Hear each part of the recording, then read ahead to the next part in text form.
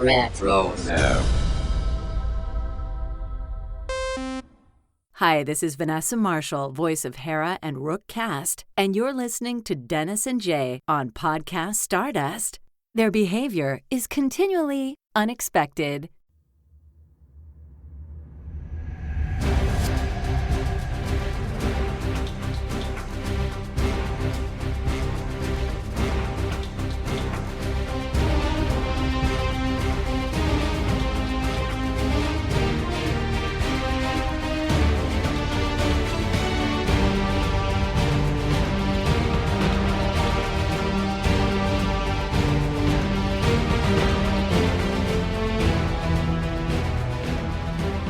Welcome to Podcast Stardust. This is the fully armed and operational podcast dedicated to Star Wars news, reviews, and discussion. I'm Dennis Keithley. And I'm Jay Krebs. And this show will feature the latest entry in our Revenge of the Sith series as we celebrate the movie's 20th anniversary. But before we go to Mustafar and dive into all that, Jay will remind everybody where we can be found on social media. Yes, we are very conveniently found on Facebook and Instagram at Podcast Stardust. All right, the digital line. The signal's boosted to maximum output. The shield is down. We are now broadcasting to the galaxy. So this is part 8 of our Revenge of the Sith series. We are firmly in the middle of Act 3, or probably at the beginning of Act 3, warming things up here. And we got another great episode here in store. Yeah, so we got a good guest. Jay, let's go ahead and dive right on into it. All right.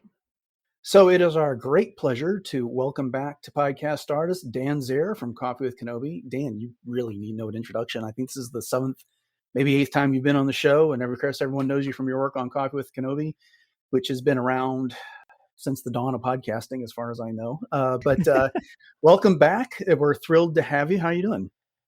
I'm doing fabulous, and thank you so much, Dennis and Jay. It is great to chat with you both. I tell you, this is like appointment podcasting for me. I love joining you to do these recaps, and the little chatting before and after is always a pleasure too. Can't wait to see you guys at Celebration. Gosh, indeed, whenever that is. Yeah. Oh yes, looking forward to that for sure.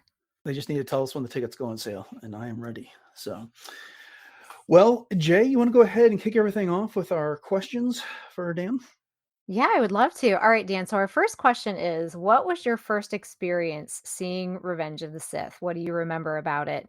How old were you? Any life experiences? Anything special going on at the time? Or just anything about the experience in general that you remember?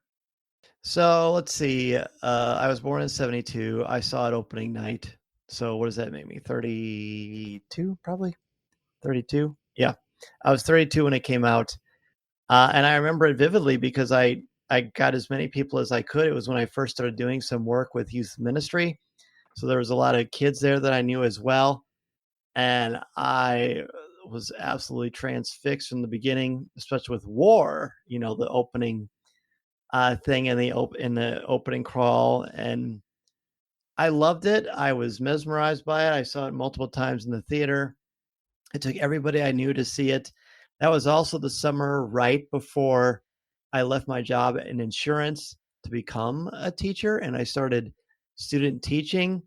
So it was just like the perfect bridge for me because at that point I was very much all over the StarWars.com message boards and engaged with that so much, to my own little blog there, all this kind of stuff.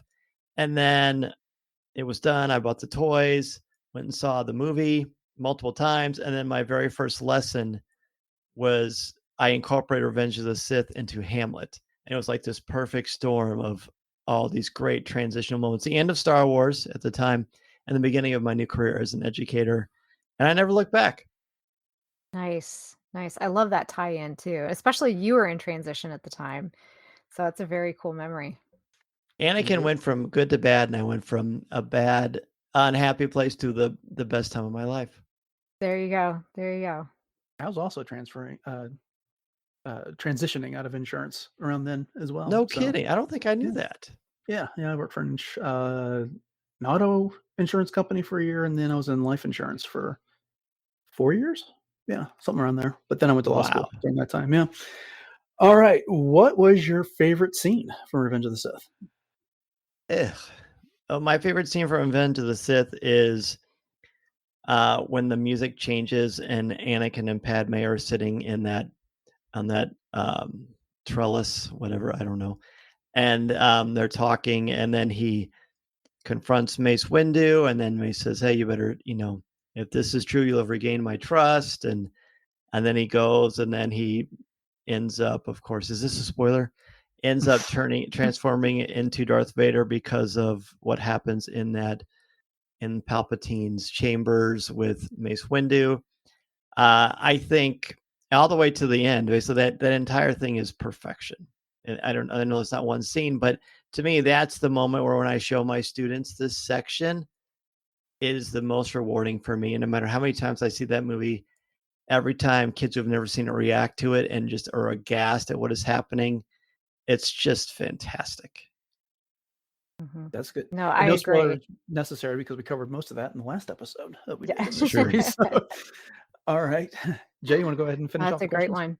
Absolutely. So, Dan, who would you say your favorite character is in Revenge of the Sith, and why? It's Anakin.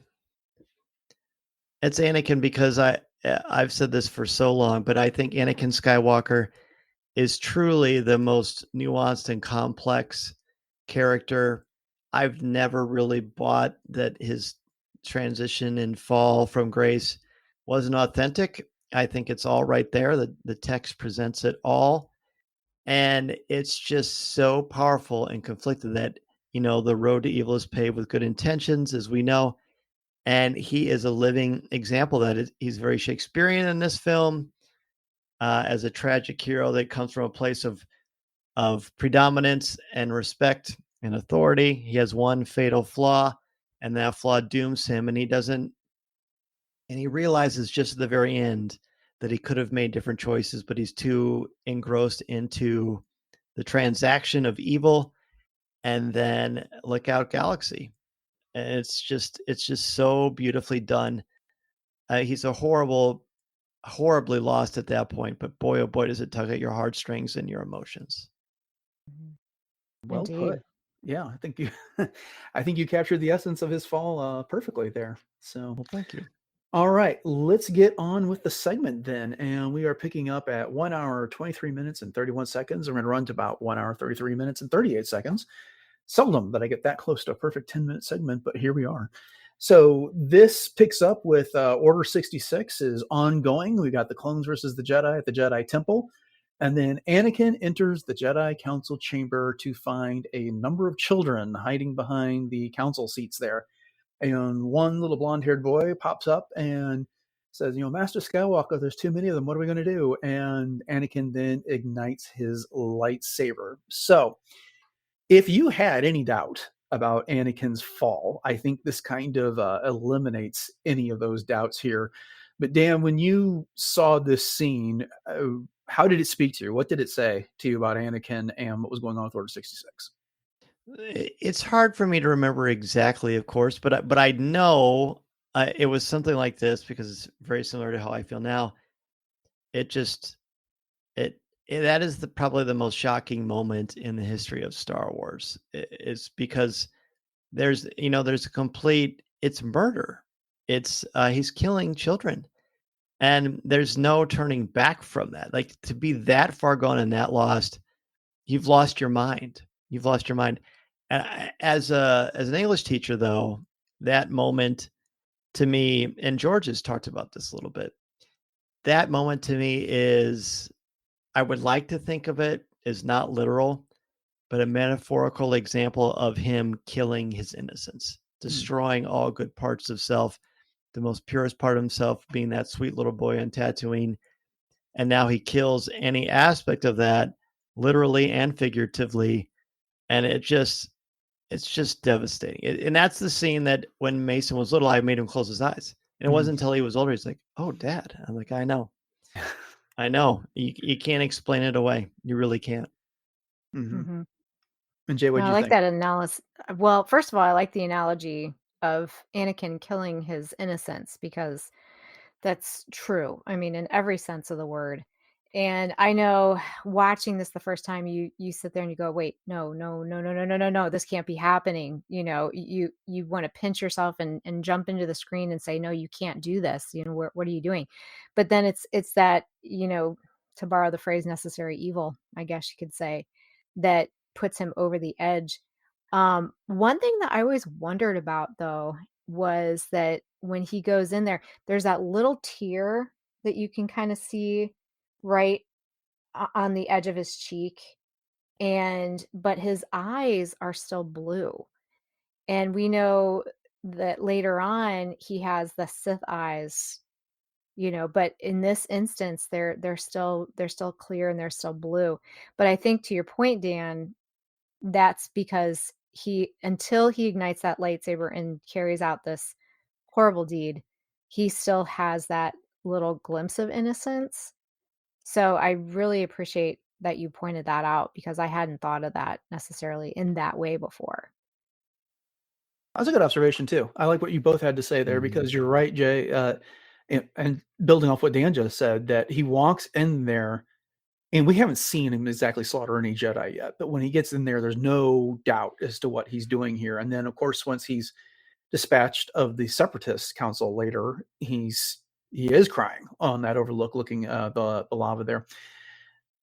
I will always remember this scene from the first time I saw it in the theaters. My oldest was not quite one yet at the time.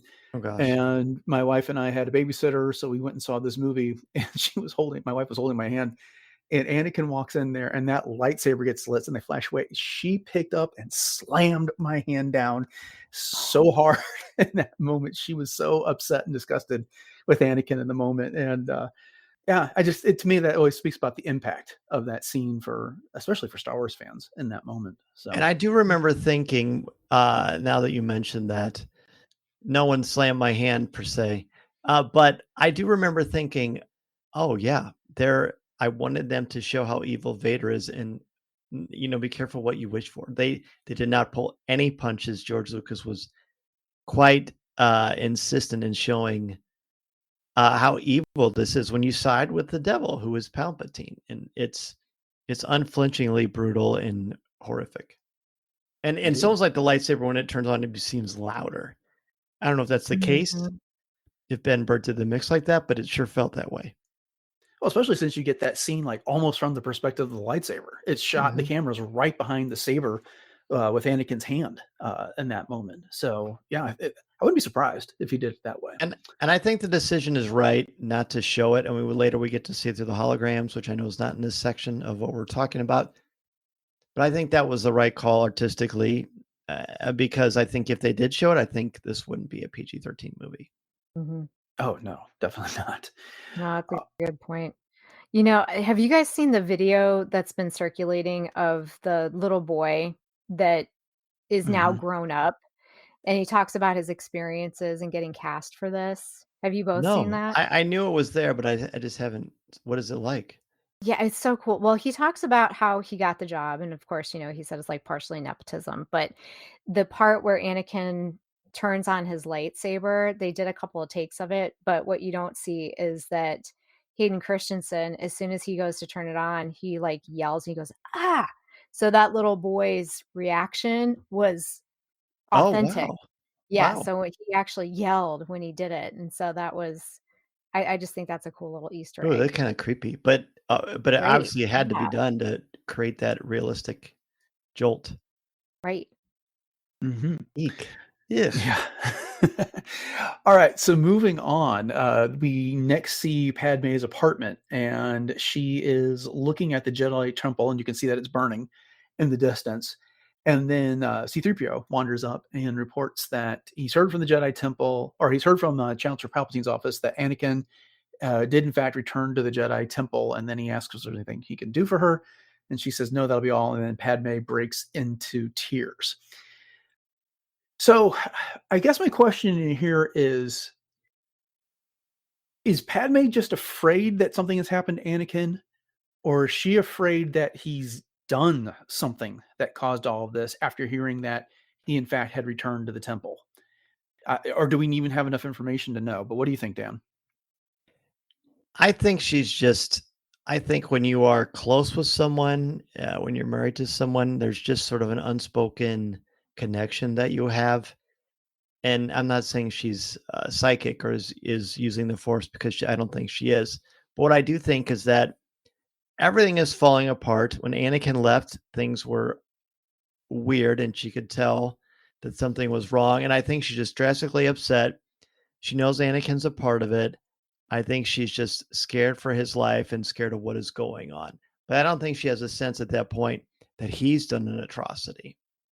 One thing I do like about that scene, and this is just kind of related to something I've been working on, is when she's looking out the window at the Jedi Temple in flames, you see that same perspective from a different angle when Barriss Offee is looking out the temple from Tales of the Empire at the beginning of her arc, and that's kind of cool. It's very cool. I always love getting all those different points of view from all of the stuff that we've gotten since. It's so cool. Jay, do you have any other thoughts on that scene?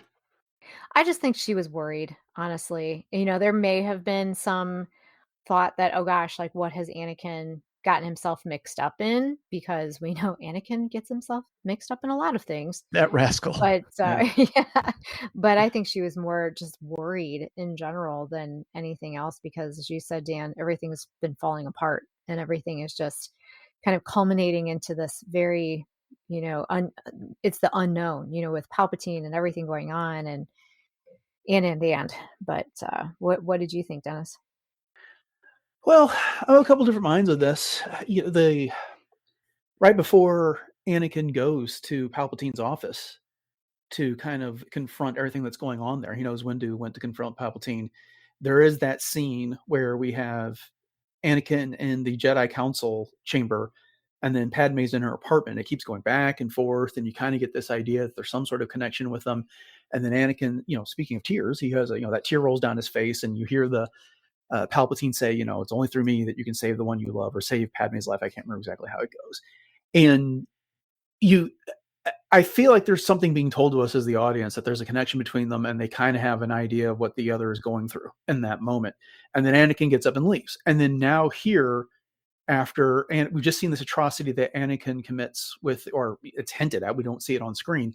We then get Padmé reacting to that. She's seeing the aftermath of the attack there.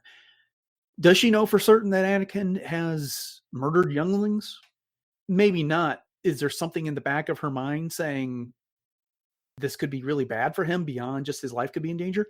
I suspect so. So agreed, but I also agree there's no chance that she thinks that. Otherwise, when her heart is breaking at the end on Mustafar, that wouldn't hit the same way. Indeed.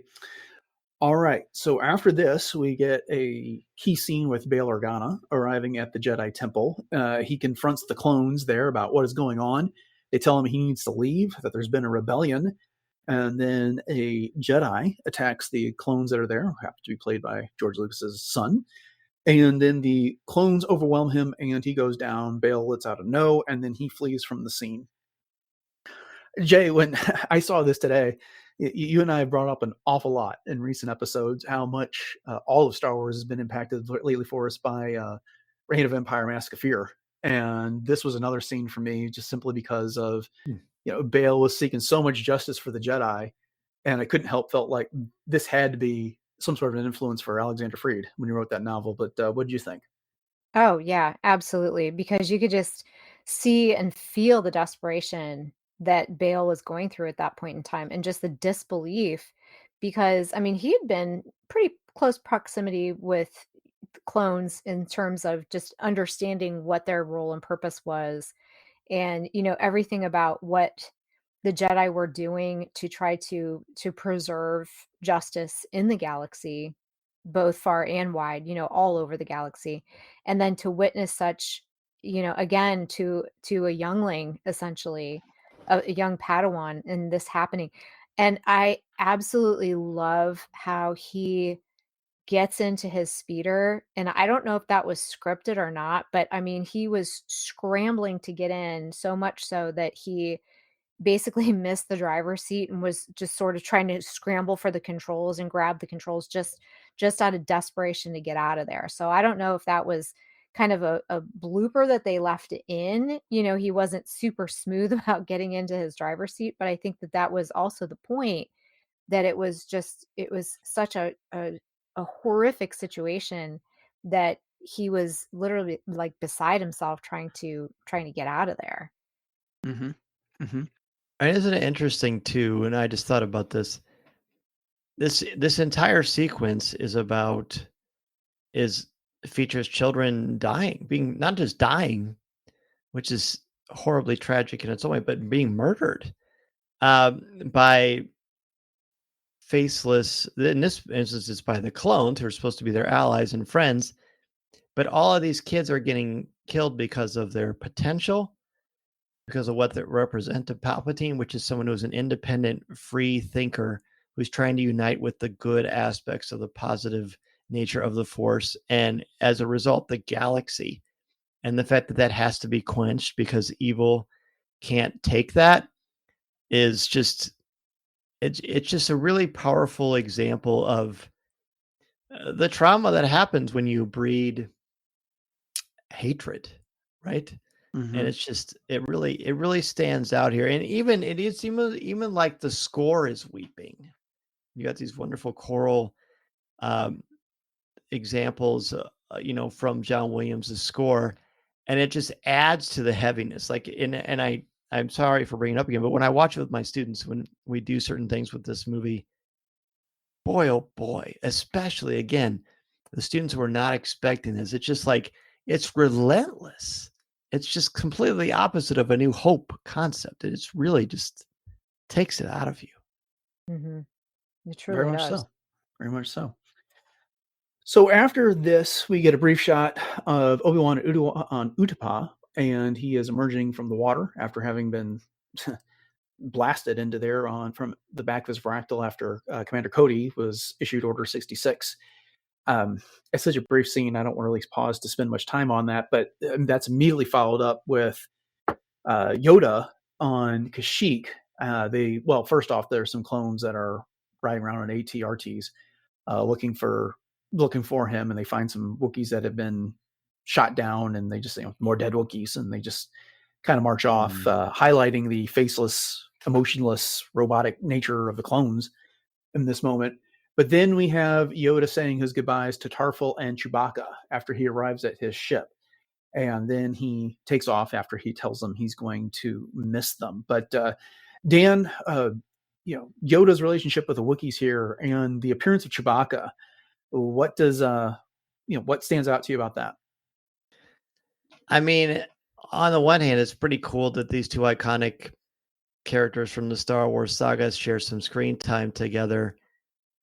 And it's essentially like a piece of world building too. The fact that the most diminutive hero in Star Wars is with the tallest is kind of a fun juxtaposition.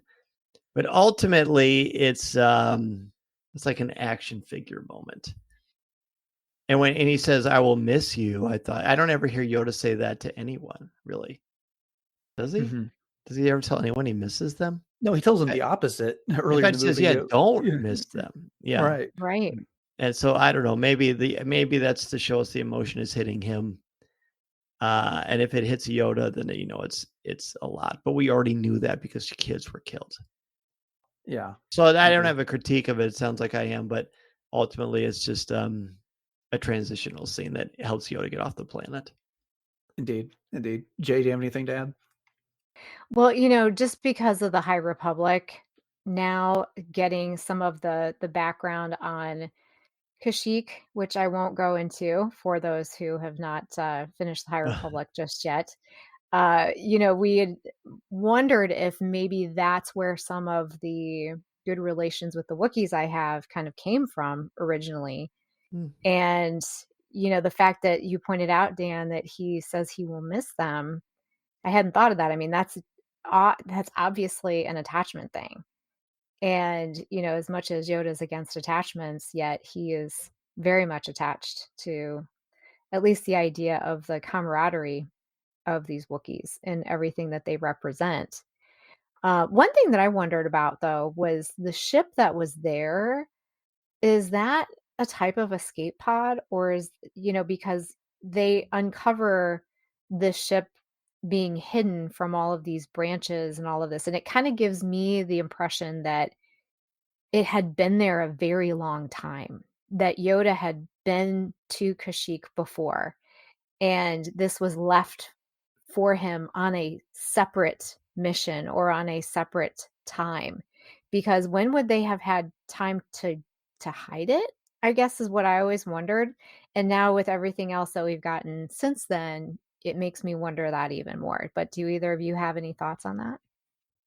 That's an interesting observation. I hadn't thought about maybe even from a prior mission, although it was a little odd that when the Jedi have the clone army at their disposal, an entire fleet of ships, that might be what he took to Kashyyyk in the first place, and that the Wookiees would have the foresight to hide that ship when no one even knew that Order 66 was coming.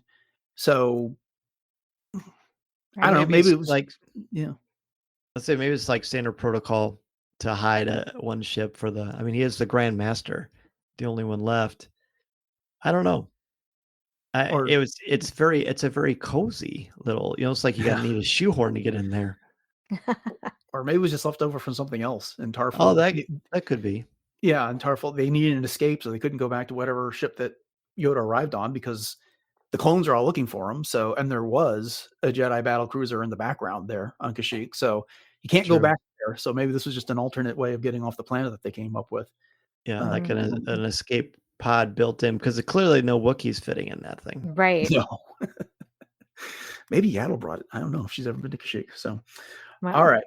So back on Coruscant, Bail's ship takes off from the Senate offices, and he mentions that he is hoping to find other Jedi before they wander into this massacre. We can revisit Bail and that in just a bit. But then back on Utapau, the clones are still looking for Obi-Wan Kenobi, and he steals General Grievous's ship and sends out a call for help, which is immediately answered by Bail Organa, who says he's already rescued Master Yoda, so he wasted no time there. And then Bail reports that it appears that the clones have turned on the Jedi everywhere, that this has been going on all over the galaxy. Other than being a good moment to kind of move the plot forward, is there anything else that stands out to either one of you about these two brief scenes? It's the only moment of respite to temporarily, briefly exhale, though not with a full breath, because finally here's some good news. Yeah, because there's pretty much a cavalcade, an onslaught, an avalanche of bad things happening. So it's a very brief moment for the audience to catch their breath before they dive into what's going to be quite a powerful climax. Mm-hmm. Jay, you have anything to add? I just remember thinking to myself that this was a very similar feeling to when the 9/11 attacks happened, that we were so stunned by everything, and there was so much uncertainty, and there was so much unbelievable things happening, and it has that very same sorts of feeling to it, and in the desperation again that's there when all of this is happening, and just not knowing where to go, who to trust, what to do. But again, Bail stepping up to at least try to be a lighthouse for the Jedi. I like that. A lighthouse. That's great. Me too. I hadn't thought of it that way, but that makes a lot of sense.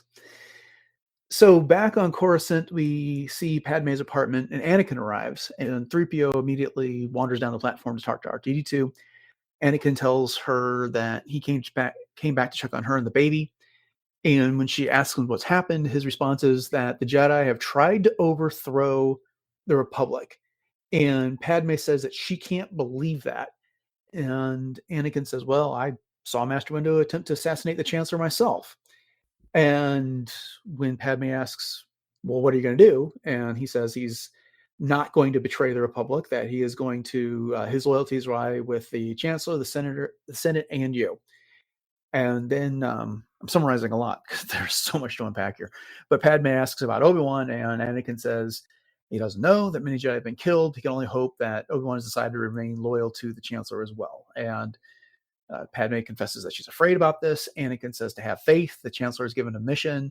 He's going to see the Separatist leadership on Mustafar, and he's going to put an end to this war. 3PO says goodbye to R2, and then 3PO offers to help Padmé, and she doesn't need anything at the moment, and she breaks into tears again. So this is just one of those scenes where Anakin's done all these things in the name of saving the one he loves, saving Padme. But then he hides behind a whole bunch of half-truths when he's explained to her what happened. That's my take on it. Dan, what do you think about what Anakin is telling Padme in this moment? And how much of this does she believe? I mean, she immediately, right off the bat, says that she can't believe that the Jedi would have tried to overthrow the Republic here. So have things changed? Is she overwhelmed? What do you think's going on? I think she's a mature person who is also, carrying a child and has a different perspective on life, and she's seen a lot of things. And this information is very hard to accept. And she knows that Anakin, for all of his strengths, he's just one particular observer and one reporter. He's clearly got a bias towards the Chancellor or towards Palpatine. Surely Padme has noticed that before. But I've never seen this part as a half-truth. I think Anakin is saying what happened. He did see when you try to assassinate the Palpatine. At one point, he was going to. I think he would have done it. I really do. Mhm. That's why we're supposed to believe that he's got some sort of not a dark passenger like Dexter, but he's got that sense, that there's a part of him that might take it across the line, although we never really see it until he's pushed in this moment. And everything he's telling, the way he's delivering lines, I think Hayden Christensen is terrific in this sequence. I think this is what he wants to believe. When you've done the terrible things that he has done and you're still a good person way, way, way deep down inside, you got to talk into yourself into stuff to make yourself believe it, because he doesn't believe what he's saying. And I think Hayden Christensen's performance very much shows us that. So the more he says things like this and goes with it, the better. And I love this, how he handles the Obi-Wan thing. I think this is good script writing and storytelling by George Lucas, because they assume the audience knows about the confrontation. Everybody's known for years and years, for decades, that these two are going to fight on a volcano planet. Everyone has known that. That's been kind of in George's mind since A New Hope. But the fact that he doesn't know builds that anticipation for us. Again, this really is, and I'm not someone who's just going to be hyperbolic about Star Wars, even though I love it. It has several flaws, as do most stories, except for Hamilton. But this really is setting up an integral confrontation that's a fulcrum to the galaxy, to borrow a phrase that Jay used on Coffee with Kenobi recently.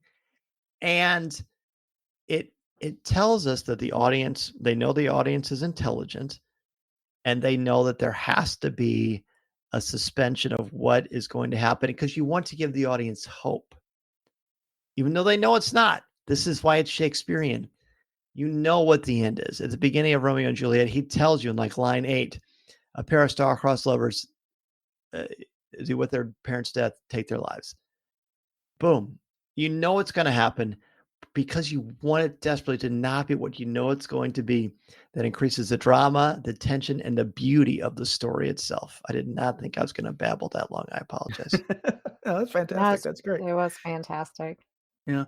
Okay. So if it's not a half-truth, then I'll paraphrase a semi-recent pop culture reference from Sabrina Carpenter. He told her the truth minus 5%. Windu didn't go to Palpatine's office to overthrow the Republic. He went there to arrest a Sith Lord. And the idea was that they were going to then turn everything over to the Senate to elect a new chancellor. And that's fantastic. But him comes back and he says they tried to overthrow the Republic. That's not what Windu and the Jedi went there to do. And the idea that he went to assassinate the chancellor, yes, that's ended up what Windu was going to do, because he just saw 3 of the Jedi Masters get killed and they were up against it. But again, I don't believe that was ever Windu's original intent in the entire thing here. But No. Anakin is bought into this whole thing. After he agreed to become the apprentice, it's like, when Palpatine is saying, since how's he say it? I have to believe that you're the only one that's not bought into this Jedi plot.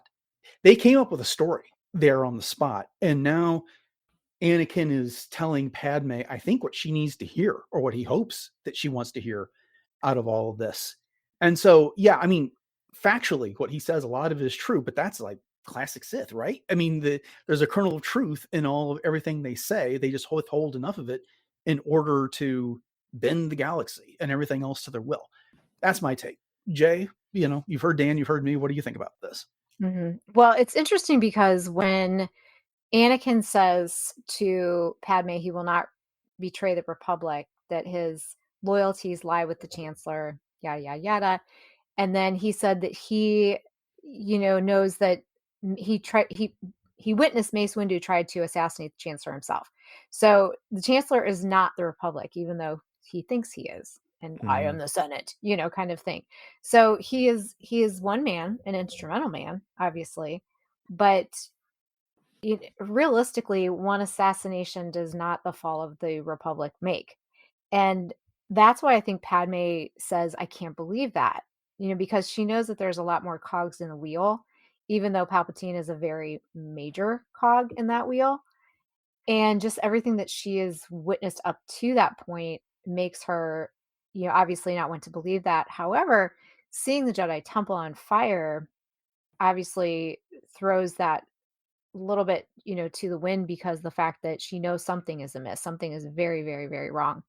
But how different is Anakin in this moment? He's very calm. He's almost numb. He's very robotic. He's, this is what's happening, and my loyalties lie with the Chancellor, the Senate, and with you. And it's almost like he's rehearsed this on the way. Contrast that with his assassination / mutilization of the Sand People, the Tusken Raiders, and what he told Padme after that. I killed them all, not just the men, but the women and the children too. And he was losing it at that time.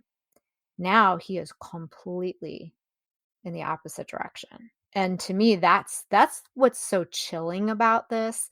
And to your point, Dan, the way that Hayden Christensen delivers this is so masterful. It's great. He's also good at singing "Take Me Out to the Ball Game," which we saw recently at Wrigley Field. It kills me he did that for the Cubs as a Cardinals fan, but whatever. Well, yeah. We can forgive your one flaw, Dennis. 66. I know. I love Wasn't that great? 66. That was great. So many people text me like, "Did you see the number on his jersey?" I said, "Oh yeah. That's pretty great touch." Yeah, I think the thing that stands out to me this is, to back up the point that you were making, Jay, and what you were saying, Dan, is that right when he slaughtered the Tuscans, it was he tells Padme elsewhere, I don't feel like I'm the Jedi I should be. I want more, and I know I shouldn't in this case. But now he's bought in to all of this. He's bought into the Sith plan. Here, there's no longer any hesitation on this. He's doing what he needs to do, or he thinks he needs to do, in order to save Padme's life in this situation. He's going along with the bigger lie here in this.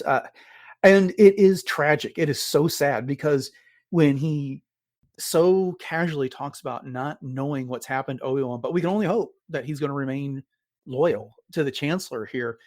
As you put, Dan, we all know he's not going to. And the other thing here is that Padme's been suspicious of Palpatine and his motives for a while. I mean, it got cut from this movie, but she helped organize, what is it? The Delegate of 2000. Thank you. The delegation of 2000. And, Yes. and that's come up here, and she's asked Anakin to talk to Palpatine about ending this war and letting diplomacy resume. And so I feel, Anakin probably had to come back and try and say something to make Palpatine look sympathetic and almost like a victim in all of this, to justify throwing in with him in this regard. I love that, and I think both with this and the Tuscan scene that you mentioned, Jay, I think in both instances he feels bad, but he can't take it back, and he's conflicted because part of him doesn't want to take it back, but he still, the human side of him, feels terrible for what he did, because there is still that little boy in there that does not want to hurt like this and does not want to make people hurt. But he can't. Now he's on that slope, and his shoes are full of butter, and he can't climb up. It's too late.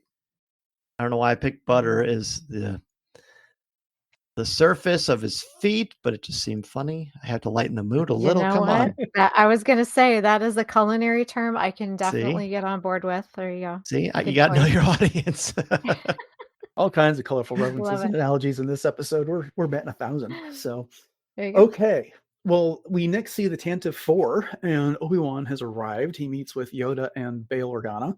They've not heard from any other Jedi, highlighting how stark and dire everything is in this moment. Yoda then says that they've received a coded retreat message from the temple. All Jedi are requested to return. And then Obi-Wan says they got to go back and dismantle this signal, to which Yoda agrees.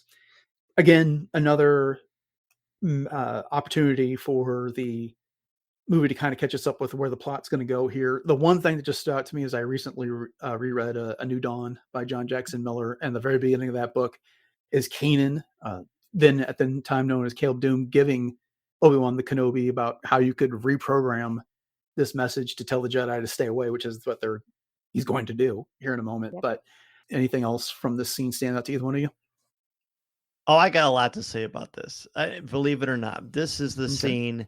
This is this line of Yoda's. I don't remember exactly how it says it, but he says it like in a surprise, like, "Oh, you think we should turn off this signal?" Like, no poop, Yoda? No kidding? Is that a big insight? This is the most frustrating part of the whole movie for me. Like, Yoda is smarter than everybody. He's more wise than everybody, and he's acting surprised. Oh, everyone is coming back to the temple, and they're going to be killed? Oh, what a good idea. Maybe we should shut that off. This part drives me insane. What?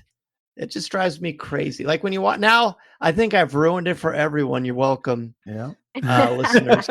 But seriously, it's like the way, watch it again, the way he's like, turn off the communication. We should like, doy. Sorry, it just drives me crazy. I hang out a lot with somebody's in junior high, so you can tell.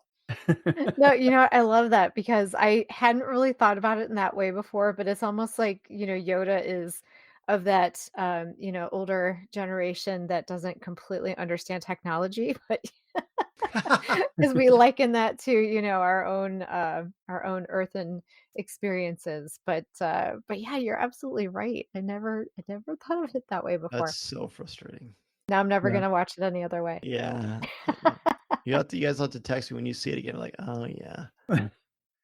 Thanks, Dan. Yoda's senior moment here coming up here. All right. Yeah. Well, we next get our first look at Mustafar. And we get to see some Mustafarans on lava fleas, various droids gathering some molten ore, and other Mustafarans on those floating platforms pulling stuff out of the lava flow. And there is a message from Darth Sidious to Vice Roy Gunray saying that Darth Vader is soon going to arrive and take care of them. There's a lot of symbolism that comes with Mustafar, and I can't think of anyone better to ask about this than Mr. Zare. So, Dan, when it comes to Mustafar, and we get another brief scene here, but I couldn't let this episode end without asking you about your thoughts on Mustafar and what it means. I love this question.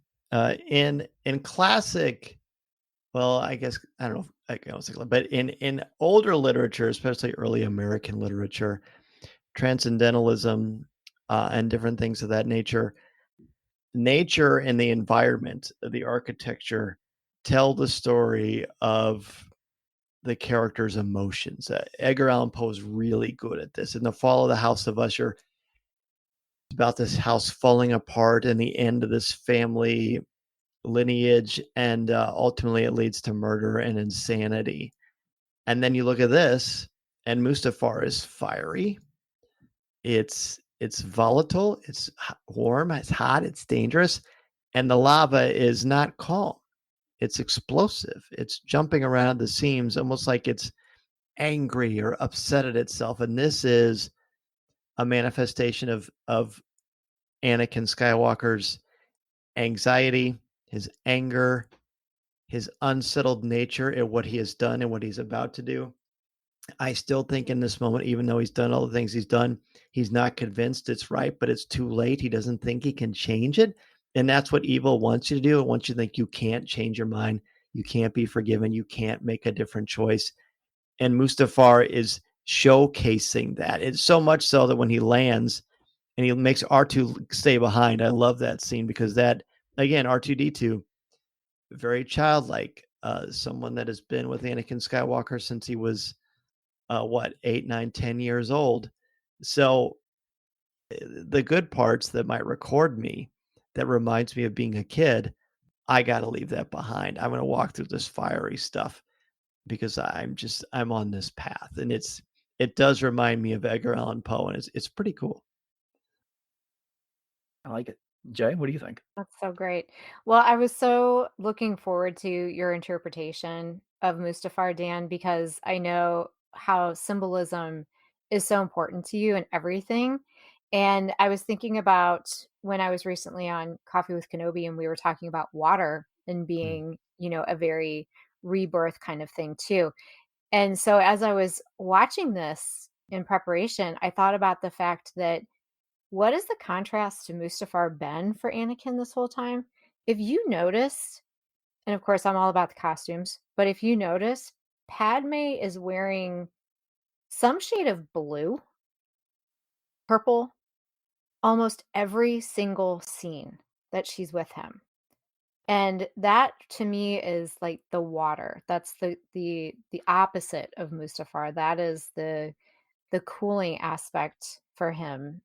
So, I don't know exactly what kind of symbolism you can pull out of that necessarily, but just the contrast that, and that hit me today. I was like, oh my gosh, Padme's wearing blue or some sort of hue of blue in almost every single scene that she's with Anakin in this movie. That's neat. She's the embodiment of life, of change, of embracing, becoming a new self. And ironically, even though it's not the scene, Anakin will later be baptized, but by fire, and it will almost kill him. And I think you can unpack a lot there. Mm-hmm.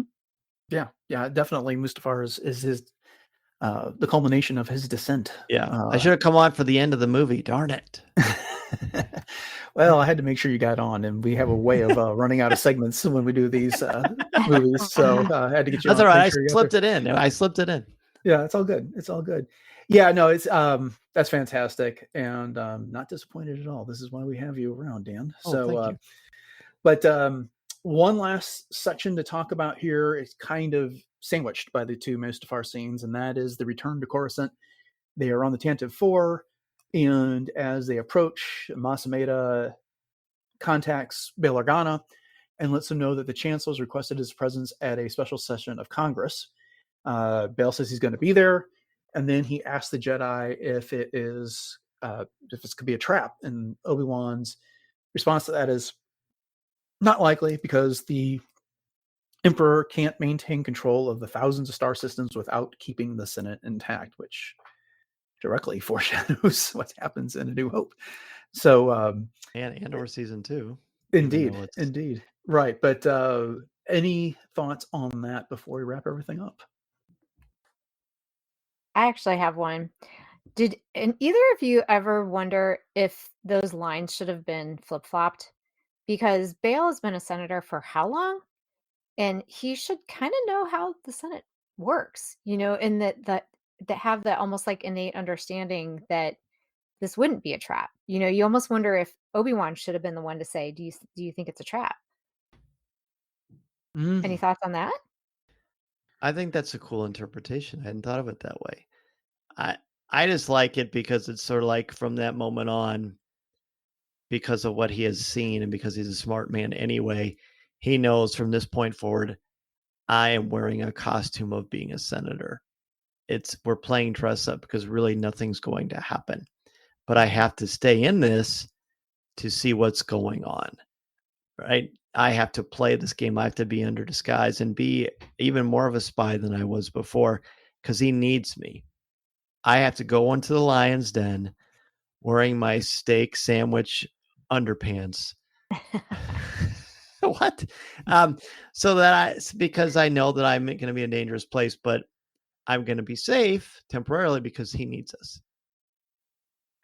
My on-the-spot response to this is that perhaps Bail is kind of under the influence of the conversation the Jedi just had, which is there is this beacon calling Jedi back to Coruscant, and they've got to go there and disarm it. So is Masameda's invitation something similar for the senators, which is, everyone's being called back. All the enemies to the Chancellor are being called back to one place to be dealt with one way or the other. And so perhaps that's his thought, that if the Chancellor is so bold to take out the Jedi across the galaxy, then what's to stop him from acting against the senators, who don't really pose quite the same threat? Good point. Bold move, Cotton. I like that. All right. Well, that brings us to the end of the segment. And as usual, Dan, you do not disappoint. You bring your A game to Podcast Stardust, and I appreciate that. So thanks again for joining us here. Before you go, you want to remind everybody, as if they need reminding, what is going on with Coffee with Kenobi and where you can be found and what you're up to. Oh, gosh. Yeah. Well, by the way, 99% of what I said, I thought of because of the conversation with the two of you. So you two are wonderful muses and inspire me, not only on the shows I'm on, but just on Podcast Stardust in general. So thank you for having me. An absolute pleasure. Sincerely, I love it. As far as Coffee with Kenobi, we're finally finishing up talking about Andor. Sometimes I do it week to week, and sometimes I think about other things. Coffee with Kenobi is currently in more of an evergreen place because I want to keep the show relevant regardless of what is coming out.